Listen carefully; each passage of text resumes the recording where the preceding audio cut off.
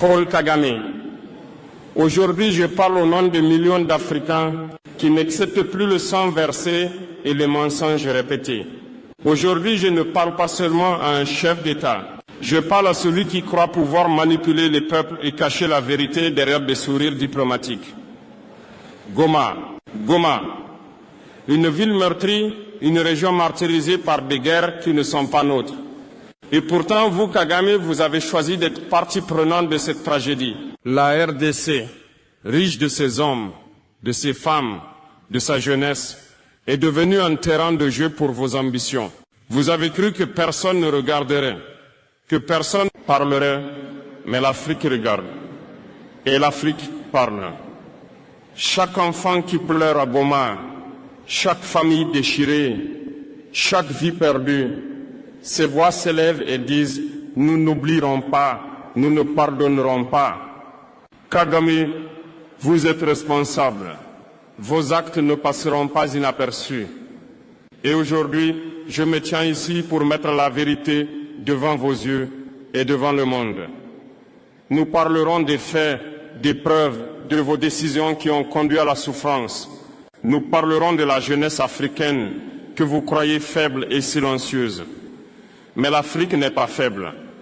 Goma n'est pas seulement une ville. Goma est le symbole d'une tragédie que vous avez nourrie. Chaque attaque, chaque déplacement forcé, chaque bombe, chaque vie volée, tout cela a un nom.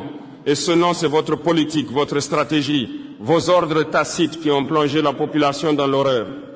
Vous avez prétendu vouloir la stabilité régionale, mais vos actes ont semé le chaos.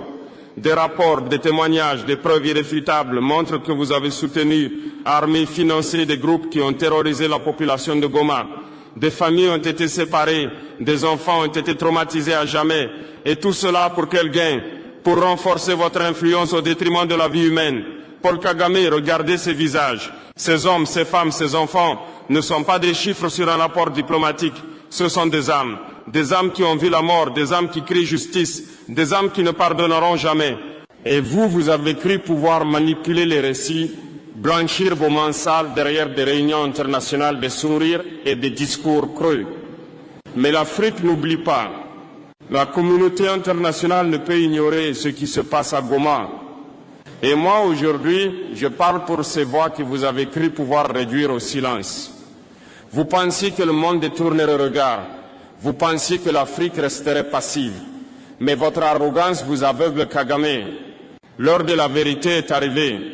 Chaque acte, chaque choix, chaque stratégie que vous avez menée sera exposée, analysée, compris. Et les peuples d'Afrique verront qui est derrière ce sang. Une image longtemps jugée improbable s'est matérialisée au Palais de la Nation. Martin Fayulu, leader de l'opposition intransigeante depuis 2018, a été reçu par le président Félix Tshisekedi. Un tête-à-tête de plus de 2 heures qui pourrait bien marquer un tournant majeur dans la trajectoire politique de la République démocratique du Congo. 3 jours plus tôt, Fayulu avait lancé un appel solennel en faveur d'un échange direct avec le chef de l'État, évoquant la gravité de la crise sécuritaire dans l'Est. La balkanisation de notre pays, que l'on redoute depuis 1960, n'est plus une menace lointaine. Et l'État marche à grands pas. Nous devons l'arrêter.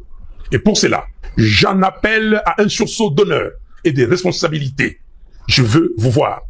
La réponse de la présidence ne s'est pas fait attendre. Et le rendez-vous du 5 juin 2025, en présence des collaborateurs proches de Fayulu, a donné corps à ce que certains observateurs qualifient déjà de début de décrispation nationale. Pendant plus de 6 ans, Martin Fayulu a incarné la contestation. Rejetant les résultats de la présidentielle de 2018, il a maintenu une ligne dure, refusant toute reconnaissance du pouvoir de Tshisekedi. Je me considère désormais comme le seul président légitime de la République démocratique du Congo. Dès lors, je demande au peuple congolais de ne pas reconnaître tout individu qui se prévaudrait illégitimement de cette qualité, ni obéir aux ordres qui émaneraient de lui. Son opposition n'était pas simplement politique, elle était existentielle. Que cette figure appelle aujourd'hui un franc commun est donc hautement symbolique. Dans ses propos à la presse, Fayulu a proposé la création d'un camp de la patrie, appelant un pacte national pour contrer la dislocation de l'État congolais. Plus qu'un simple geste politique, il s'agit d'un appel à une refondation morale et institutionnelle. Le pays est attaqué de toutes parts, il faut dépasser les clivages politiques, a-t-il martelé dans un ton plus rassembleur qu'accusateur. Nous n'avons pas 36 solutions.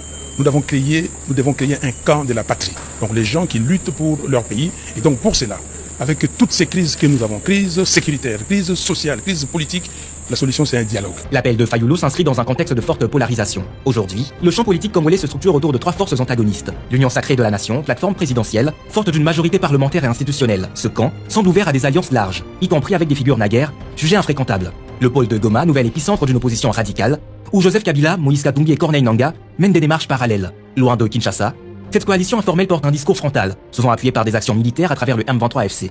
La ligne entre politique et insurrection y est de plus en plus floue. Les figures de l'opposition modérées comme Jean-Marc Abound, Seth Kikouni ou Delis Esanga, critiques mais isolées. Elles peinent à fédérer ou à s'imposer dans un débat dominé par les extrêmes. Parce que on finance tel pour donner des fausses informations et influencer la communauté internationale. La communauté internationale doit prendre ce que le peuple congolais veut. Fayulu, par son geste, introduit un quatrième espace, celui d'un nationalisme de compromis, susceptible de dialoguer sans renier ses convictions. Un positionnement inédit dans la dynamique actuelle. La perspective d'un dialogue national, autrefois considérée comme une diversion par une partie de l'opposition, est désormais envisagée comme une nécessité. Le climat sécuritaire, en particulier dans l'Est, a atteint un point de bascule. Les rebelles du M23FC appuyés par le Rwanda contrôlent plusieurs localités stratégiques. L'ombre de la balkanisation plane de nouveau, exacerbée par la présence de Joseph Kabila dans la région. Je vous dis, il y a des Ouazalènes avec lesquels nous sommes qui ont été approchés par M. Kabila. Nous avons des preuves pour qu'ils puissent se retourner contre les pouvoirs et rejoindre la rébellion de l'AFC M23. Dans ce contexte, le mot dialogue ne résonne plus comme une manœuvre politicienne, mais comme une urgence républicaine. La SENCO et l'ECC, fortes de leur légitimité morale, ont proposé un pacte social réunissant forces politiques, société civile et église. Fayulu s'est fait leur relais auprès de Tshisekedi, qui selon ses dires aurait accueilli favorablement la démarche. Donc je lui ai demandé de tout faire pour rencontrer les évêques de la SENCO et les pasteurs de l'ECC pour discuter afin de voir ce pacte social qu'il propose, comment est-ce que nous pouvons le mettre en avant. Donc il m'a compris et il va donner sa réponse très rapidement. Jusqu'ici, tout semblait les opposer. La vision du pouvoir, la légitimité des institutions, les rapports avec l'armée. Aujourd'hui, une convergence semble émerger autour d'un constat partagé. Le pays est en danger et l'unité nationale doit prévaloir. Le chemin vers la rédemption de nos erreurs passées, c'est le dialogue, pas la compétition. Certes, Fayulu continue de rejeter l'idée d'une participation à un gouvernement de coalition. Il a démenti toute ambition pour la primature, écartant les rumeurs d'un rapprochement opportuniste. Mais dans un pays où les lignes bougent vite, cette déclaration n'a pas suffi à faire taire les spéculations. Le camp de la patrie pourrait évoluer selon les circonstances, en plateforme politique hybride, ni majorité présidentielle, ni opposition radicale. Ces points-là n'ont pas fait l'objet de nos discussions. L'événement du 5 juin cristallise les contradictions d'un pays à la croisée des chemins. Une crise sécuritaire sans précédent dans l'Est, avec une implication avérée de puissances étrangères. Des institutions affaiblies, en mal de légitimité populaire malgré une majorité écrasante. Un peuple désabusé, oscillant entre résignation et colère sourde face à la pauvreté, l'inflation et les coupures de courant. Dans cet écosystème instable, toute tentative de dialogue devient porteuse d'espoir ou d'illusion selon le point de vue. Nous sommes humains.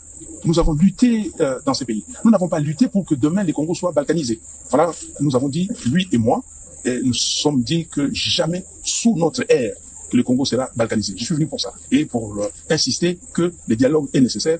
Mais ce qui semblait impensable hier, Fayulu assis avec Tshisekedi s'est produit. Cela suffit pour l'instant à rouvrir le champ des possibles. Au-delà des calculs politiques, c'est la responsabilité historique qui s'impose. Fayulu, en appelant à dépasser les antagonismes, a peut-être compris qu'il valait mieux peser dans l'avenir du pays que de camper dans le passé contestataire. Tshisekedi, en acceptant la rencontre, a montré un signe d'écoute inespéré. Le chemin vers une véritable cohésion nationale reste semé d'embûches. Mais la rencontre du Palais de la Nation pourrait bien être l'acte d'une tentative de reconstruction, si elle s'accompagne d'actes concrets, inclusion des forces sociales, respect des libertés, réforme du processus électoral, sécurité rétablie dans l'Est, alors la RDC pourrait enfin sortir du cycle infernal de crise et de survie. Sinon, cet instant de dialogue ne sera qu'un moment suspendu, bientôt rattrapé par les pesanteurs d'un système politique qui depuis trop longtemps peine à accoucher d'un véritable contrat social.